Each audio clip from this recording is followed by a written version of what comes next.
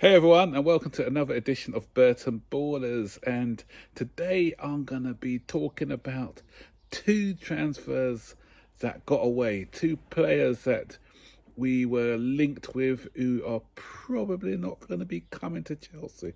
One being Hakimi and the other one being Haaland.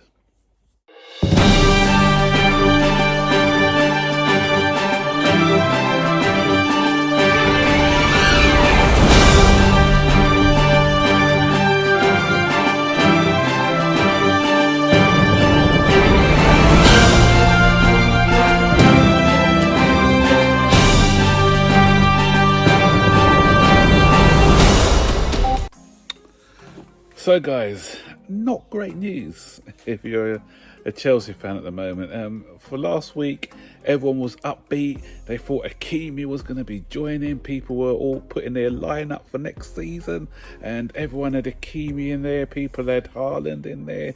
But you know what? I was kind of chilled, and I'm always chilled when it comes to these sort of transfers. You don't get gassed by these transfers. Why?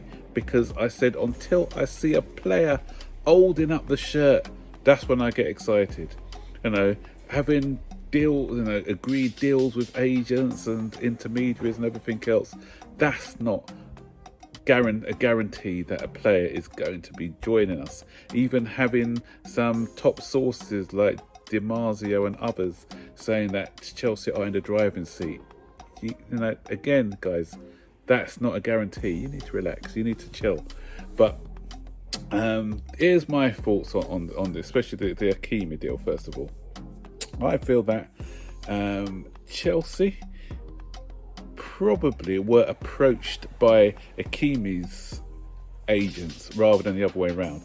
Chelsea, we know, are on the lookout for a right wing back, because there was news prior to that Chelsea were looking at Adama Traore. So you know, the Hakimi entourage seeing like a little opportunity to use Chelsea to get a deal going with PSG. They decided, you know what, let's use Chelsea, and so let's present our client to him. And Chelsea, obviously, when you've got someone as good as Hakimi, then you're going to be saying, you know what, yeah, we are interested in him. So talks were probably held, and it was agreed. You know, terms and everything were agreed.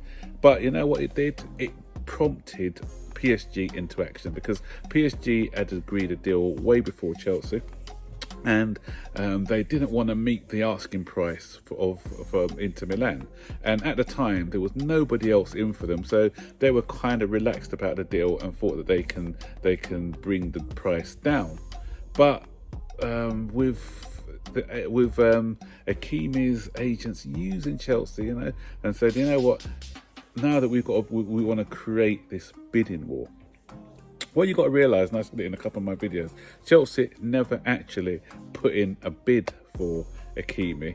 But there was interest there. There was strong interest there, and they made a couple of proposals, informal proposals, apparently, according to an article I read, Simon Phillips' article, and it was offering a player.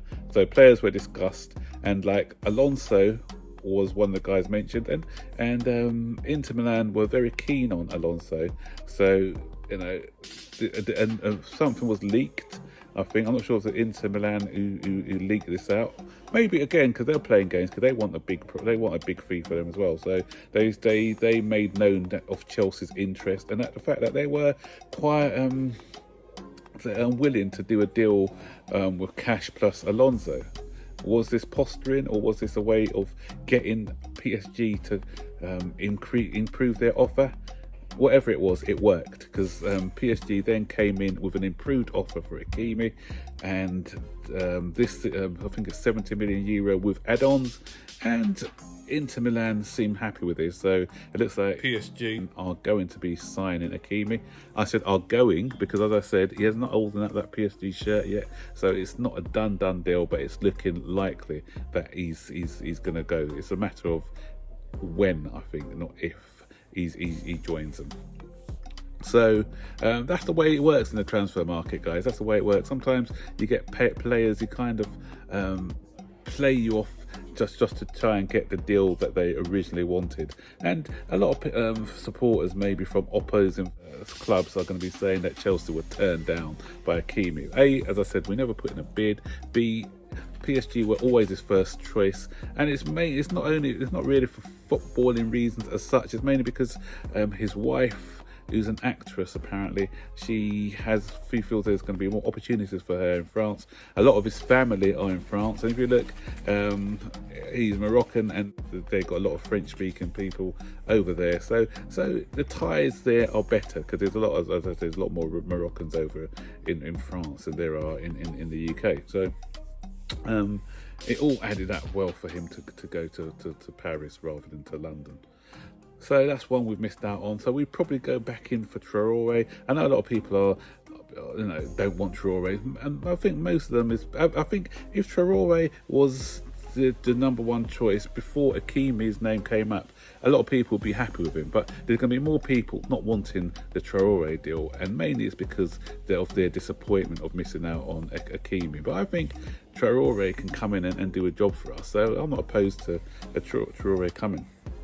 But again, I don't even think this is a position that we are in need of. It'll be good to get somebody in who's world class. I'm not saying that, but we are more in need of a striker, I think, and maybe a central midfielder than we are for a wing back, a right wing back. But if Tuchel wants somebody and Traore is the man, then I'll back him on that one.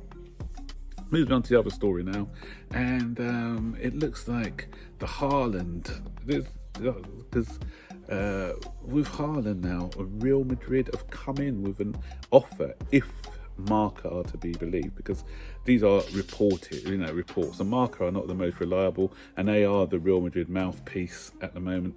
So they said that they've come in with a €110 million offer, but Dortmund are looking for €150 million, and that conflicts with another story that I heard earlier, because the other story I heard is that Dortmund have set a price of €175 million, which is 150 million.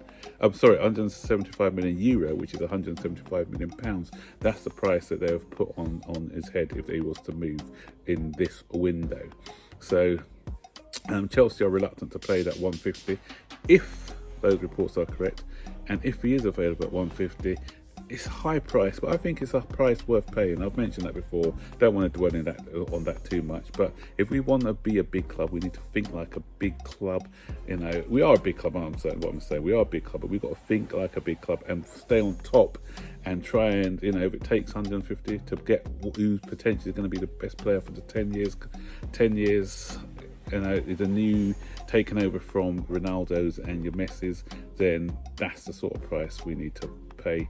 Then we pay the money. That's for me. I think we should try and go out and get that deal.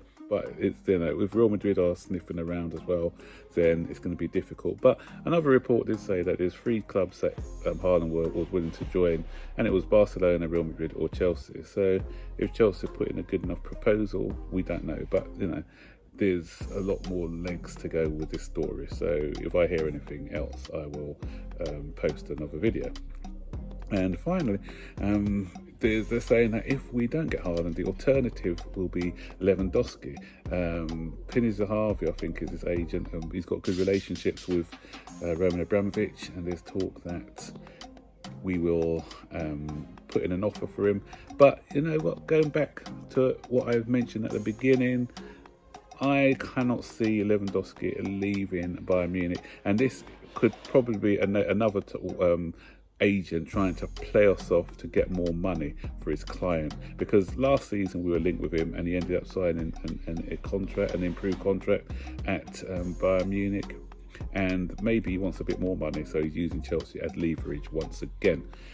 Because the thing is, would Chelsea pay like 60 million? Because that's the fee, what I'm saying, 60 million for a player who will, at the start of the season, is going to be 33 years of age. So 33 years of age, Chelsea usually only give contracts of 1 year to players over the age of 30. So if you're signing someone for 60 million, you're going to have to sign him on a minimum of a 3-year contract.